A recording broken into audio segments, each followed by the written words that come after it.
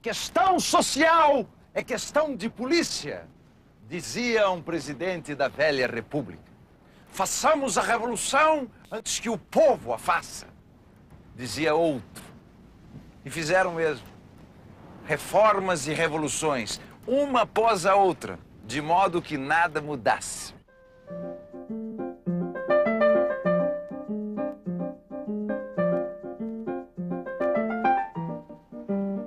Goulart, o último civil eleito, cria a Supra, anuncia o fim do latifúndio e é deposto. Então, uma sucessão de militares pega da pena e cumpre sua missão. Castelo Branco arquiva mais de 200 planos sobre a reforma agrária e cria o GERA, cria o IBRA, cria o INDA e cria também a lei, o Estatuto da Terra, que jamais será implantado. Costa e Silva cria a FUNAI para cuidar dos índios, estes brasileiros de museu. Médici extingue o GERA, o IBRA, o INDA e cria o INCRA. E talvez também pensando em colonizar para não reformar, cria o PIM e cria o ProTerra.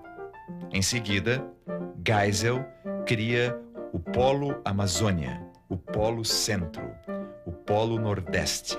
E Figueiredo, o inesquecível, cria o GETAT, cria o PNAP e, ainda não satisfeito, cria um sonoro MEAF. Ministério Extraordinário para Assuntos Fundiários.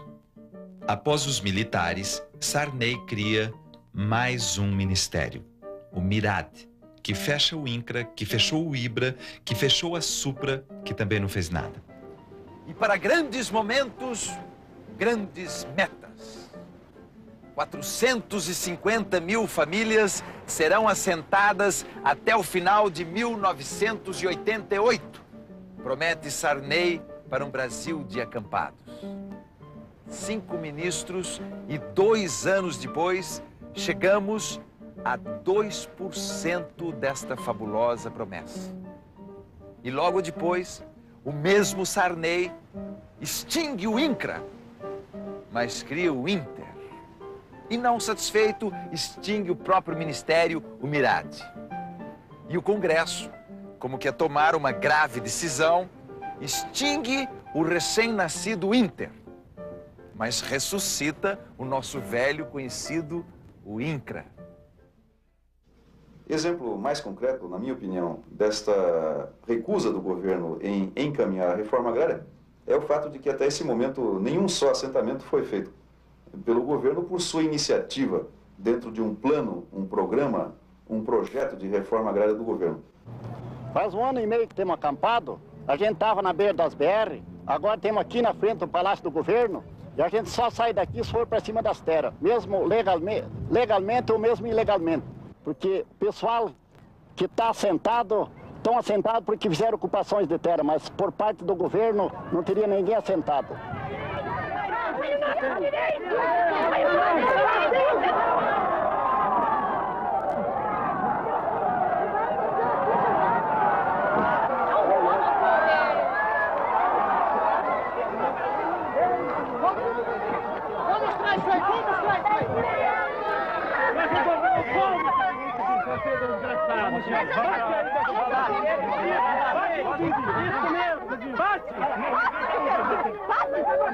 Vai em cima, Padre, vai em cima, Padre, vai em cima.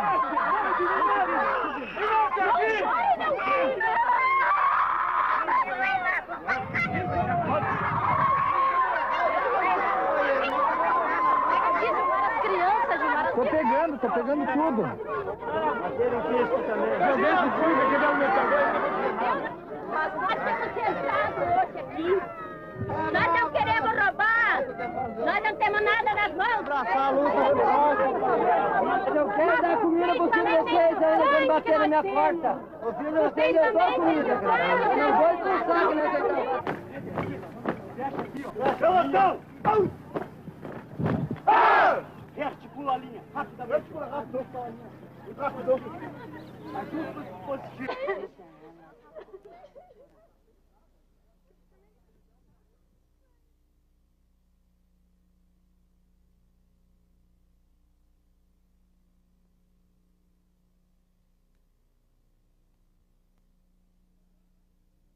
Tiraram à força mesmo, vieram para tirar. Como tiraram mesmo.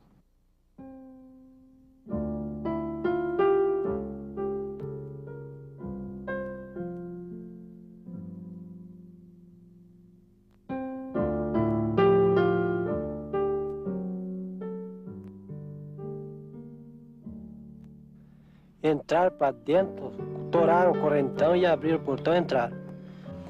Não quiseram nem negociação, nada com nós. E vieram para dar o fim em nós, porque armamento de todo tipo tinham lá. Foi coisa exagerada mesmo. Quantas famílias vocês eram? 750 famílias.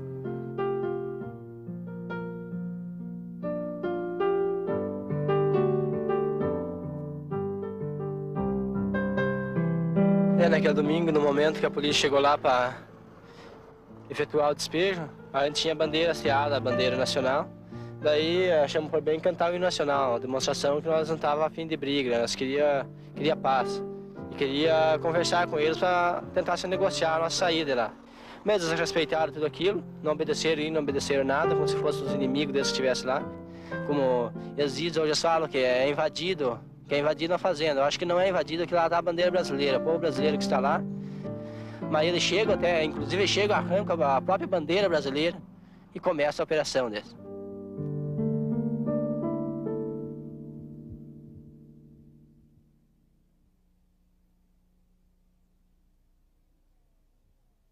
O poceiro é aquela pessoa que mora na área, às vezes há mais de 10 anos, 5 anos, a maior parte é de 4 anos, 5 anos, só que ele não tem documentação daquela terra.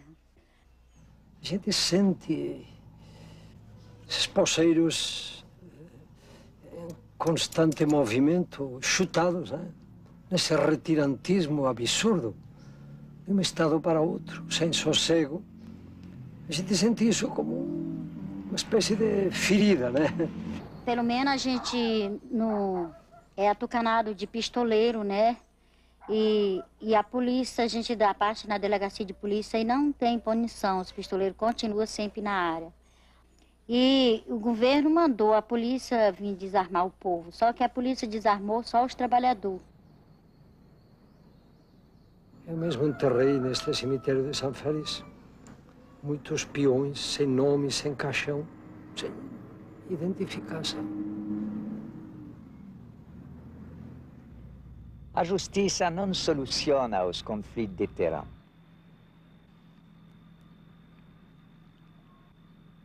E além disso, quando tem crimes, a justiça não apura os crimes. No nosso regional da CPT, nesses últimos anos, temos mais de 100 assassinatos. E a justiça não apurou nenhum desses assassinatos. Mas a morte também tem seus números. A área em conflito, por exemplo, entre 1985 e 1987, dobrou. Já o número das pessoas envolvidas nos conflitos rurais, entre 85 e 87, triplicou. E como expressão mais clara da verdade fundiária, o número de assassinatos por mês advindos dos conflitos no campo entre 83 e 87 também triplicou. A isto chamamos pobremente realidade. Não, se eu matei o padre, ele fez por merecer morrer.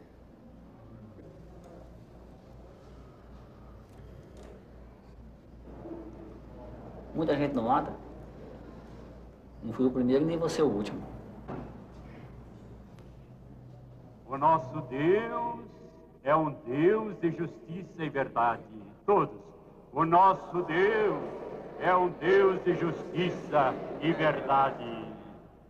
Que só na cidade de Imperatriz, o padre Jusimo era a 10ª pessoa que era assassinada por causa dos problemas da terra em 60 dias. Essa foto mostra João Moreira, assassinado no dia 13 de agosto de 1987, a pauladas, 12 filhos, morreu depois de ter saído da área de conflito, com medo de ser assassinado. Os pistoleiros o buscaram fora da área. Esse é o Antônio Bispo dos Santos, lavrador porceiro na fazenda Agropecos, em conflito com o seu Jair Andrade, tesoureiro da União Democrática Ruralista. Raimundo Alves Coelho, trabalhador rural baleado na fazenda Tartaruga. Ele conseguiu escapar, chegou até Redenção, mas procurou um hospital cujo proprietário era parente do fazendeiro, morreu de tétano. Olímpio Calixto de Souza, peão, trabalhador rural, reduzido à escravidão na fazenda Capu, conseguiu escapar, entrar na fazenda no Brasil, foi alcançado, abriram a cabeça dele com um facão e, apesar de ter todos os documentos com a identidade, a polícia colocou no local do nome a palavra cachorro. São muitas as milícias privadas, os grupos de jagunços. O grupo mais famoso é o do Sebastião da Teresona, que comandou diversos pistoleiros, inclusive os irmãos Guedes.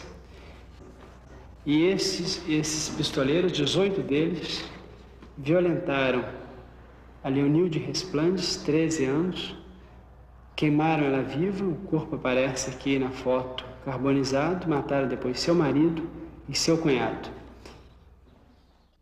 Esta violência também não vem de hoje. Desde sempre, como quem não quer lembrar, nós a transformamos na calma beleza de nossos museus. Em 1908, por exemplo, foi a vez do Sul conhecer o moderno. A ferrovia São Paulo-Rio Grande, do norte-americano Percival Farquhar, rasgava o sertão e recebia da jovem república a concessão das terras ao seu lado. Ao atravessar a região do Contestado, entre o Paraná e Santa Catarina, e encontrar ali o Brasil da verdade, aquele Brasil dos brasileiros, faz o que sempre se fez e que anos depois seria a grande moda na Amazônia: a limpeza da área. Como sempre, criam também sua própria polícia. Importam 80 cowboys e o faroeste chega ao Brasil da realidade muito antes do cinema.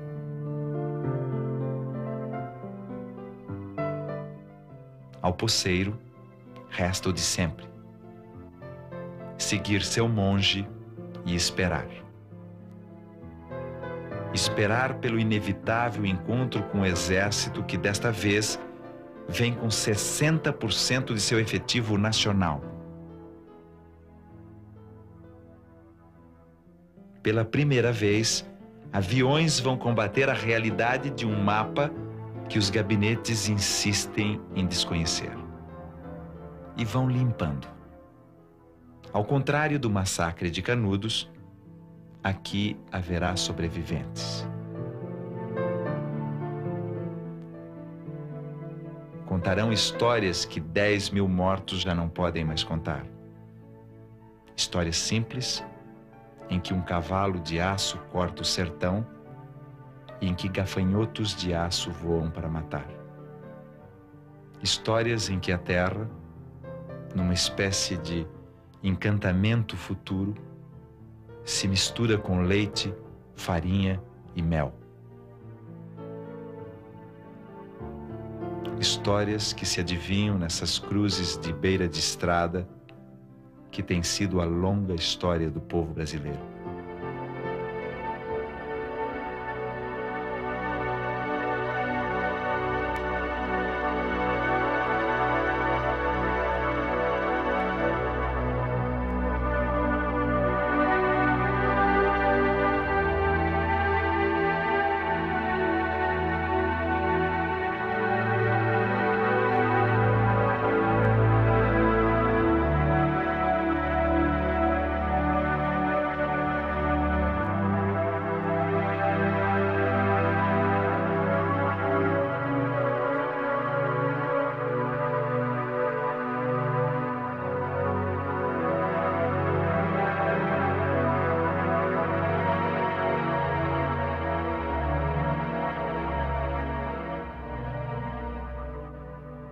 Eu sou lavrador,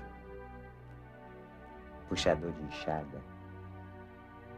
Sempre fui lavrador.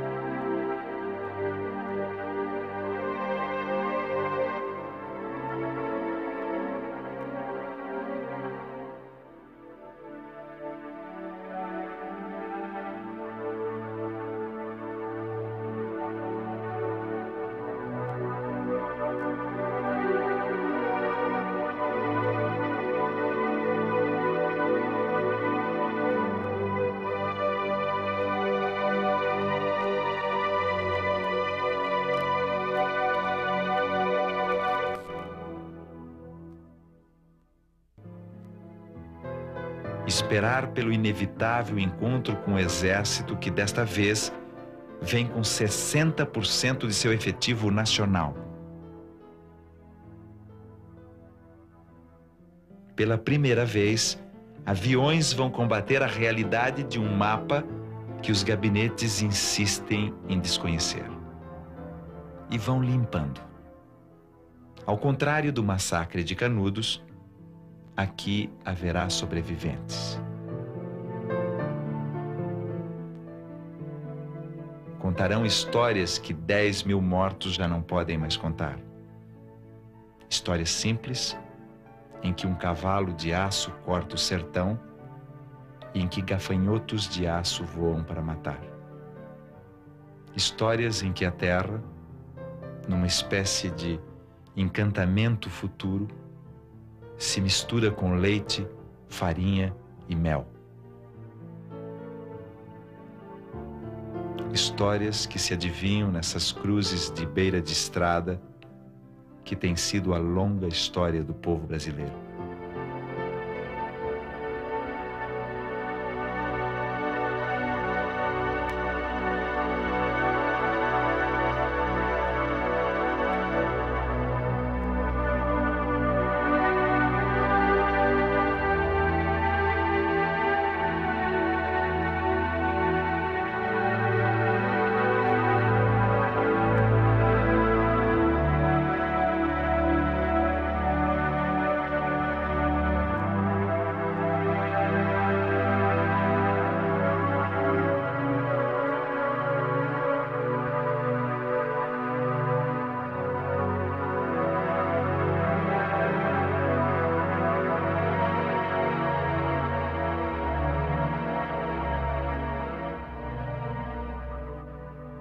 Eu sou lavrador,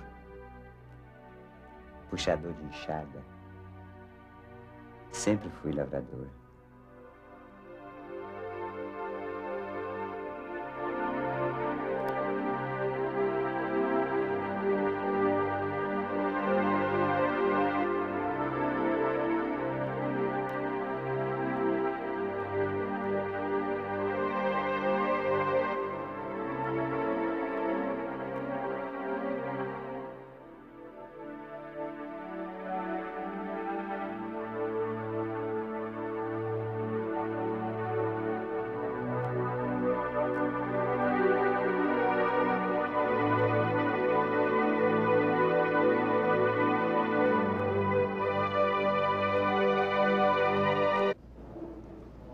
Muita gente não mata.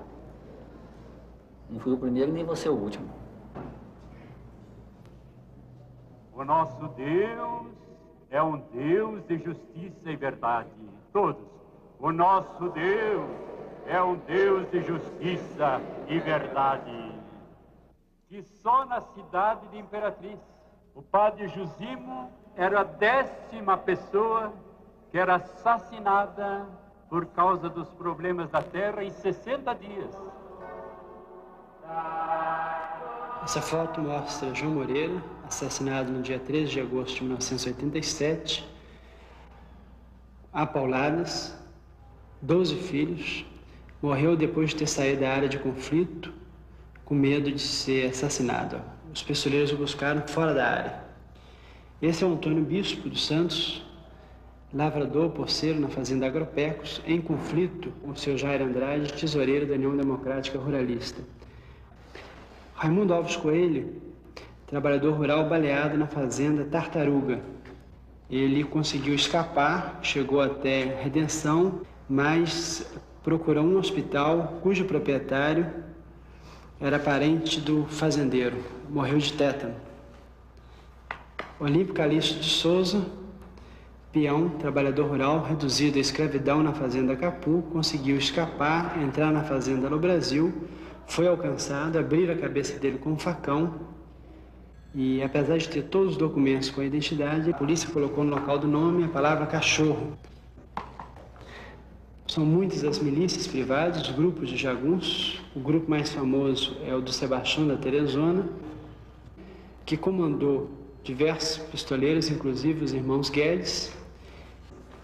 E esses pistoleiros, 18 deles, violentaram a Leonilde Resplandes, 13 anos, queimaram ela viva, o corpo aparece aqui na foto carbonizado, mataram depois seu marido e seu cunhado. Esta violência também não vem de hoje. Desde sempre, como quem não quer lembrar, nós a transformamos na calma beleza de nossos museus. Em 1908, por exemplo, foi a vez do Sul conhecer o moderno.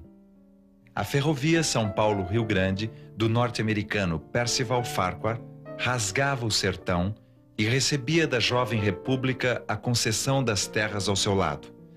Ao atravessar a região do Contestado, entre o Paraná e Santa Catarina, e encontrar ali o Brasil da verdade, aquele Brasil dos brasileiros,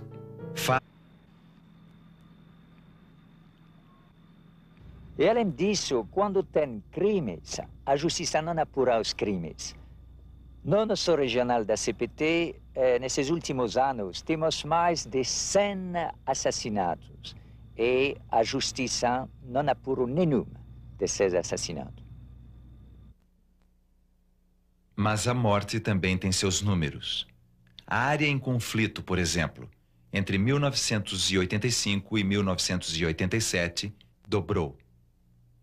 Já o número das pessoas envolvidas nos conflitos rurais, entre 85 e 87, triplicou. E como expressão mais clara da verdade fundiária, o número de assassinatos por mês, advindos dos conflitos no campo, entre 83 e 87, também triplicou. A isto chamamos pobremente realidade. Não, se eu matei o padre, ele fez por merecer morrer.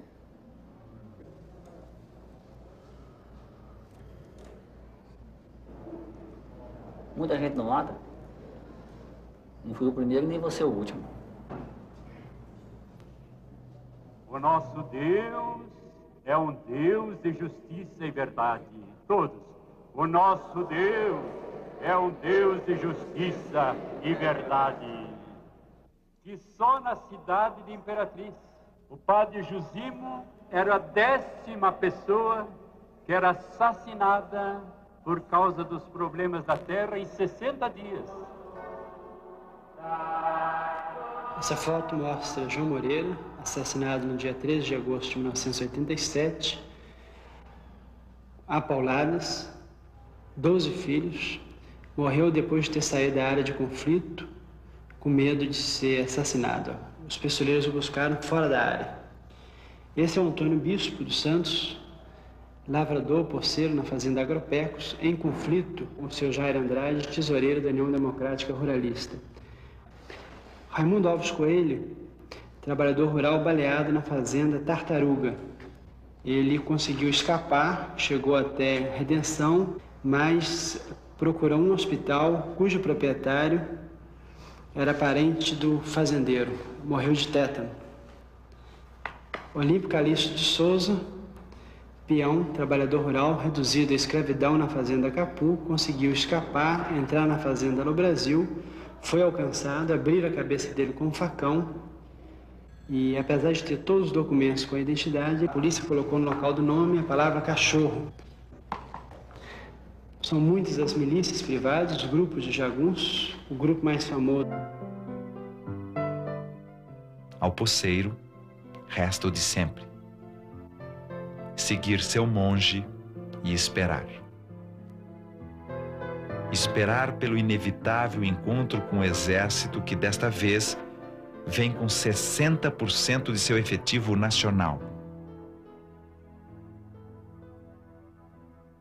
Pela primeira vez, aviões vão combater a realidade de um mapa que os gabinetes insistem em desconhecer. E vão limpando. Ao contrário do massacre de Canudos, aqui haverá sobreviventes. Contarão histórias que 10.000 mortos já não podem mais contar. Histórias simples, em que um cavalo de aço corta o sertão e em que gafanhotos de aço voam para matar. Histórias em que a terra, numa espécie de encantamento futuro, se mistura com leite, farinha e mel. Histórias que se adivinham nessas cruzes de beira de estrada que tem sido a longa história do povo brasileiro.